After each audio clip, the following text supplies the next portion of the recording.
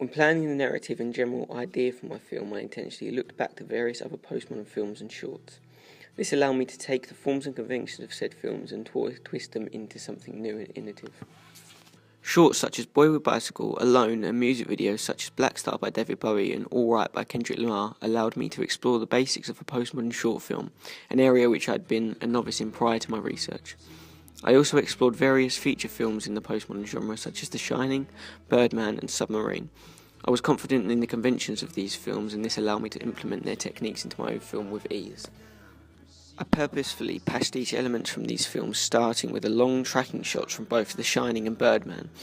This shot is a favourite of mine from both feature films, and I was intent on placing it in my very own short film. It adds a personal, realistic touch to the scene, one I needed when creating a film with only one character. Boy with Bicycle by Ridley Scott was also a heavily influenced when creating Alone Together. The cinematography in the film is beautiful, especially the bike shots at the start. My film before that was getting quite slow, so adding the shots adds speed to the film and creates a playfulness in an otherwise dire situation. When creating my ancillary tasks, I focused very highly on linking them with my original film. In turn, I cited many of the same influences I did my film for my poster, like the Submarine poster. I originally spent hours trying to make a poster just by itself, separate from the film, but I felt like the final product I ended up with was too dark and not linked to my film enough. That's why I went back to the influences I used for my film. I used the same colours and layout as I did for my film text, like pink, and I also used other colours like yellow just to brighten up the poster a bit. So I want it separate from my film review, which I tried to make very dark. Like my film, my ancillary tasks have two halves. Much like the second half of my film, my poster is very bright and vibrant and uses lots of colours. However, my film review is very dark, trying to fit in with the first half of my film, which I used dark colours, black and white, and had very dark themes, sad music, things like that. This gave a direct underlining link between my film and my ancillary tasks, something I aimed to do from the very start. The final poster I came out with I really liked. It showed the bright colours that I did in the second half of my film. The photos I used all linked very close to my film, like the photo with the camera and the pictures of the eyes. However, I would have liked it to fit more with the storyline of my film rather than just the images and cinematography from my film. That's my film review, which compared to my poster took a lot longer to make. I originally started using websites like Wix to create professional looking online film reviews.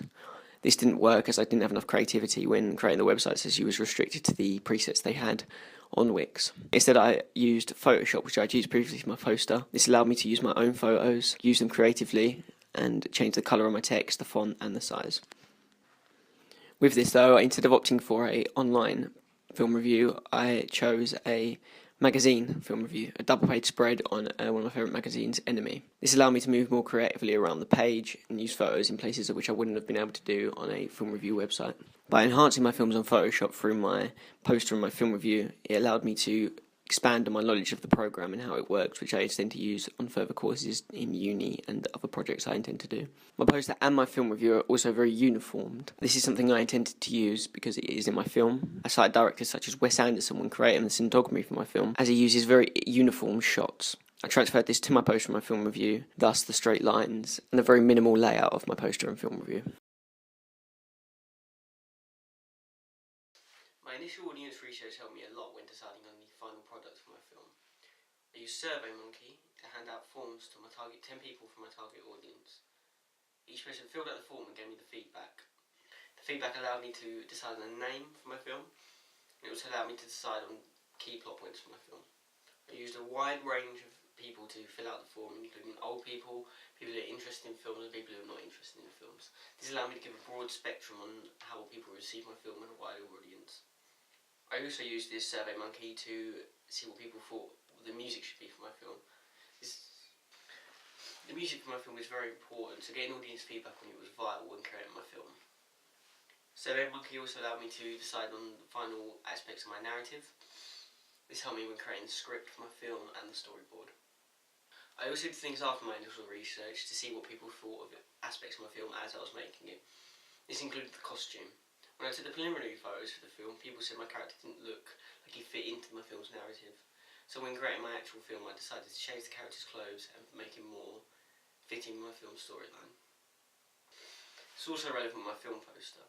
I created an original film poster which I think didn't look like it fit into my film's narrative. Some people did, so I went to arrange for about 10 people, showed them the poster, showed them my second design to see which one they preferred. This allowed me to see which film poster looked better. I eventually decided on the second poster, the one that I thought looked better. I also got help when actually filming my film. I called in an outside source, my friend Curtis, to come and assess how the filming was going from a third perspective. He commented on the acting of my character and how to change it. He commented on certain shots that he felt didn't look good as a viewer, and also the pacing of the film. So far, the audience feedback I've got from the final product has been really positive. Certain people have said the film didn't make sense before I added my voiceover to it, but now the voiceover is done and the story is complete, people have responded very well to it. This can also be said for the film poster and the film review, which have both had very positive reviews from viewers and peers. I posted my film on social media and sent it to various friends who are all going to review the film. I'll post this on my blog at a later date. By using social media, it means I reach a large number of people who can all watch my film freely and review it freely without any coercion or feeling they need to say something nice because I'm sitting there watching it with them. Leading up to creating my film, I used various technologies including Photoshop, Final Cut Pro and Logic to create my music. Final Cut Pro is a step up from what I used last year when creating Al Noir for the film. So at the start I had to experiment with using the various features including the colour board. To do this I changed a old Bond film and tried to rework it into a 50s romance by adding music over to the top and changing the colour to make it look more suitable for the genre. Experiments like this helped me really get to grips with Final Cut and use it effectively in my film. I did various things in my film with it, like changing the colour, creating presets for the colours, and using the text features and the music, adding music to my film. A second key part of technology I used was Photoshop.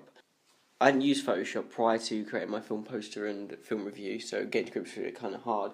I think this is what this wise took 2 film posters for me to finalise. But once I got to grips with it, I was absolutely fine using it.